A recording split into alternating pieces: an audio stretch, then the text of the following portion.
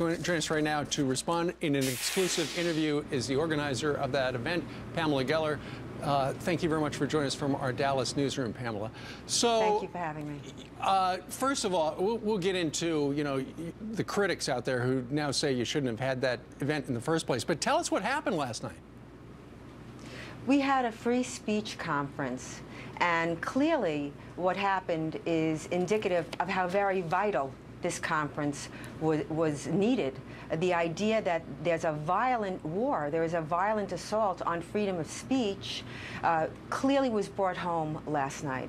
Sure. You know, the contest, John Muhammad was at the center of this here. Pamela, were you concerned that you were going to have another Charlie Hebdo on your hands? Look, my colleagues and I have been traveling with armed security for the past 10 years. There is a war on free speech. We entered a new era last night because this wasn't Paris, this wasn't Copenhagen, this was Texas. And there were 300 freedom lovers in that audience, listening to Geert Wilders, Robert Spencer, and the winner of the cartoon, the drawing contest, who, by the way, was a former Muslim, Bosch Fawston. It was an art exhibit showing depictions of Muhammad all throughout the past 1,400 years. Pamela, can I ask you something? Yeah. Do you believe that there was another way to go about expressing freedom of speech and your rights that would not have been considered to be offensive by Muslims? Yeah. Inoffensive speech needs no protection. Offensive speech needs protection. So are we to believe that if something offends you, if something insults you, that we should go out and kill people, and that way we can get our way? Because that's really the implication here. I'm not responsible for the violence conducted by others. It's outrageous that this would even be the morally inverted view of the media, that somehow, because we drew a cartoon that two gunmen with AK-47s tried to storm the building and shoot up innocent people, and where somehow they're not responsible. Right. It's just incredulous to me. Now, Pam, when you said you want to fight for freedom of speech, who's fighting against freedom of speech? The gunmen are fighting against freedom of speech. Who are they? Well, we don't know everything yet, and we're certainly not going to. When you put a conference like this together, it's essentially, do you believe it's the Muslim extremists that are fighting against freedom of speech? Is that what this is about, primarily? We see across the world Sharia enforcement by violent jihadists, but we also see it in the media. The media scrubs, whitewashes the jihadic doctrine. What happened in France could have easily happened here last night. The idea that in the wake of the Charlie Hebdo massacre, that Muslim groups had a conference in the same room, standing with the Prophet Conference in support of the blasphemy laws under the Sharia, in support of the ideology behind the jihad slaughter. So yes, we had a freedom of speech conference, because without freedom of speech, peaceful men will have no choice but to resort to violence. And the First Amendment protects all speech, not just ideas that we like, but most particularly political speech, because who would decide what's good and what's forbidden? The Islamic State?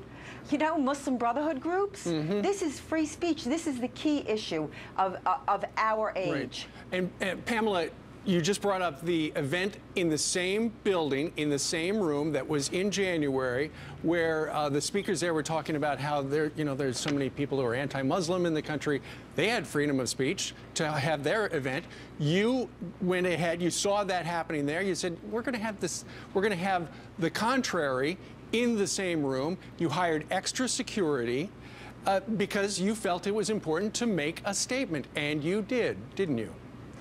I did, we did, hundreds of Americans did. That conference that you're referring to was against freedom of speech. They had an unindicted co-conspirator speaking, Imam Siraj Wahhaj, who was a 9/11 World Trade Center unindicted co-conspirator. In the wake, it wasn't even so much as a week after the Charlie Hebdo jihad slaughter. Wouldn't it have been wonderful if the American Muslim leaders had a conference in defense of free speech? That would have been the way forward. Right, yeah, well, I'm not holding my breath after all these years. Pam, What can you tell us more about the investigation? I understand security drove you home, and one of the security people said to you one of them tried to get inside this gunman, tried to get inside the building, correct? They weren't just waiting. Yes, they told a couple. They told a couple of witnesses that as well, from what I understand. What else can you tell us? We had the event. It really was quite wonderful. I understand that when the event went into lockdown, after the incident, you had 300 people singing the Star-Spangled Banner and God Bless America, which speaks to the great American spirit, even in the wake of such horror. My family is with my thoughts are with the family of the police officer, the brave police officer. Kudos to the Garland Police Department. We had to pay an additional $10,000 to the Garland Police Department, and we had our own private security force. Right. Again, this speaks to the low state of freedom of speech in this country, that in order to have a conference on freedom of speech, you have to spend upwards of $50,000. Pamela, quickly before we go here, do you believe that you and Geert Wilders were specifically targeted here, or was the event specifically targeted here? What have you been told? I do not believe that Geert Wilders or myself was specifically targeted. I believe that freedom of speech, that our unalienable right was targeted. This is the war. This is the war, and it's here in America now. One other thing before you go, Pamela. There are a couple of news reports out there that these guys may have had a connection to ISIS. And ISIS, a known ISIS fighter, tweeted out, the shooting was carried out by 2 pro-ISIS individuals, and another ISIS supporter claimed on Twitter one gunman called himself Sharia is light, another ISIS-connected person. What do you think about that? Yes. Well, I'm sure the president will take to the airways to assure us the Islamic State has nothing to do with Islam.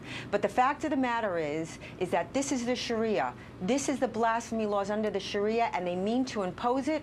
And when Hillary Clinton, goes after the YouTube video, and we arrest the maker of a YouTube video, that's Sharia enforcement. That was the first political prisoner under the Sharia in this country, and people better wake up to what's going on and start taking back their freedom, start fighting back. So you'll do this again, Pam? Yes, I will do this again. In Texas? I don't know where, but we will do this again. We will not abridge. We will not abridge our freedom of speech in order to, not offend savages. Okay.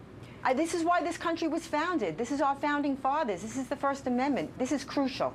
You're hearing from the president of the American Freedom of Defense Initiative, who organized the event there, Dra Mohammed, in Texas yesterday, where the shooting occurred. Pamela Geller, we thank you for your time. Thank you for having me. No problem. Thank you.